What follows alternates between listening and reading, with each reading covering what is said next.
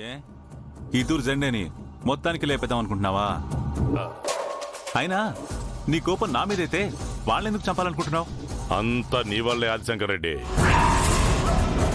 నీ పెండ్లాన్ని జెండేని ఎత్తుకుని వస్తే నువ్వు నా వెనకాలే వచ్చి నా బిడ్డని పెళ్లి చేసుకుంటావని ఆశపడినా, కానీ అలా జరగలేదే.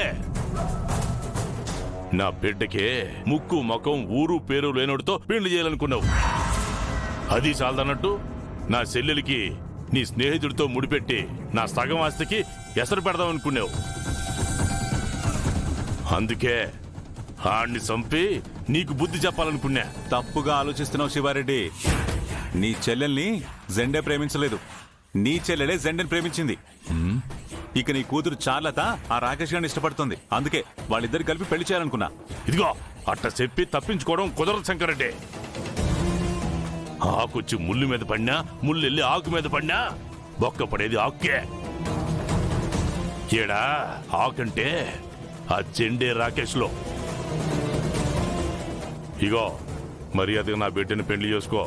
నీ పెండ్లాన్ని జెండేని ఇడిచిపెడతా. కాదన్నావనుకో నిన్ను నీ కుటుంబం మొత్తాన్ని లేపి పరేస్తా. నాకే సవాల్ విసురుతున్నావా? అయితే నా సవాల్ కూడా విను. నీ కూతురికి రాకేష్కి, నీ చెల్లెలికి జెండేకి పెళ్లి చేస్తా. నా కుటుంబాన్ని తీసుకుని సీమ నుంచి వెళ్ళిపోతా. అంత సులభంగా ఎలా వెళ్ళిపోతావు శంకరెడ్డి? ఇగో నా నుంచి నువ్వు తప్పించుకోగలవేమో, కానీ ఆ బీహారం నుంచి మాత్రం తప్పించుకోలేవు. బీహారోళ్ళేంటి? నిన్న దాడి చేయించింది మాత్రం నేనే, కానీ ఈ పొద్దు దాడి చేసింది మాత్రం నేను కాదు, ఆ బీహారోళ్ళు. ఇగో శంకరెడ్డి, నువ్వు నాకు మాత్రమే పగోడు అనుకున్నాను, కానీ నీకు చాలా మంది శత్రువులు ఉండారే. ఏడ ఏ లెక్క తేల్చడం మర్చిపోయి ఉండావో గుర్తు తెచ్చుకో. ఏదో పాత బాకీ వడ్డీతో కలిపి వచ్చినట్టుండాలి. నీ పేనాలు తీసేయడానికేనేమో.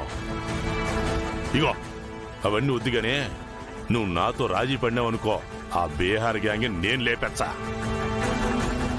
కాదు కూడదన్నావనుకో, ఆ బీహార్ గ్యాంగ్తో నేను చేతులు కలిపి నిన్ను లేపెచ్చా. ఆలోచించుకో.